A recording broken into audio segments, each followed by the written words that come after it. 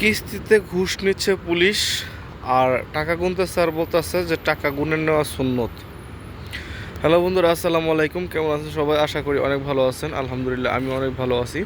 আমার এই ছোট্ট ইউটিউব চ্যানেল এবং ফেসবুক পেজটাতে যারা নতুন আছেন, দয়া করে একটু কষ্ট করে আমার ফেসবুকে এবং ইউটিউবে একটু নাড়া দিয়া যায়েন, যাতে করে আমি একটু সাহস পাই আগামীতে আরও ভালো ভালো কিছু উপহার দিতে পারি আপনাদের জন্য। তো যে কথাটা আসলে শুরুতে বলছিলাম যে আসলে একজন পুলিশ সে ঘুষ নিচ্ছে, সেটা আবার কিস্তিতে, আবার হচ্ছে মানে টাকা গুনে নেওয়া সুন্নত। এবার চিন্তা করেন তাদের মন মানসিকতা কীরকম। আজ থেকে প্রায় 2.5 মাস 3 মাস হয়েছে মনে হয় যে দেশ নতুন করে স্বাধীন হয়েছে, এবং তাদের যে কী একটা বেহাল অবস্থা হয়েছে এটা কিন্তু সবাই জানে, কেউ কিন্তু বাকি নাই। তারপরও এদের মধ্যে বিন্দুমাত্র লজ্জা শরম বলতে কিচ্ছু নাই। তো আমি এই সোর্সটা কোথায় পাইলাম এটা অনেকেই জানতে চাইবেন। এই সোর্সটা পেয়েছি আমি মূলত এটিএন বাংলা নিউজে। তো আমি যে কোনো কাজের জন্য গতকালকে আমার হাতে কাজ ছিল না, আমি একটু ফ্রি ছিলাম, ইউটিউবে একটু খবর দেখতেছিলাম আর কি, নিউজগুলো চেক আউট করতেছিলাম, তখন ঠিক সামনে চলে আসলে। তো ভিডিওটা ওপেন করার পর দেখলাম যে সত্যি আসলেই তো একজন পুলিশ সে টাকা গুনতেছে আর বলতেছে যে টাকা গুনে নেওয়া সুন্নত, সে আবার কিস্তিতে টাকা নিচ্ছে, ঘুষের টাকা।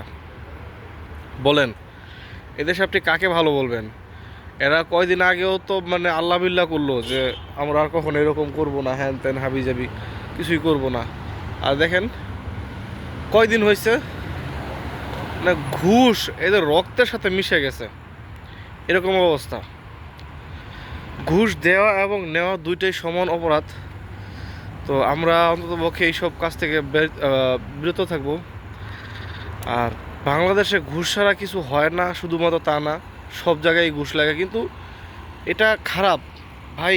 মানুষের তো জীবন শেষ, আপনারা ভালো হন না কেন?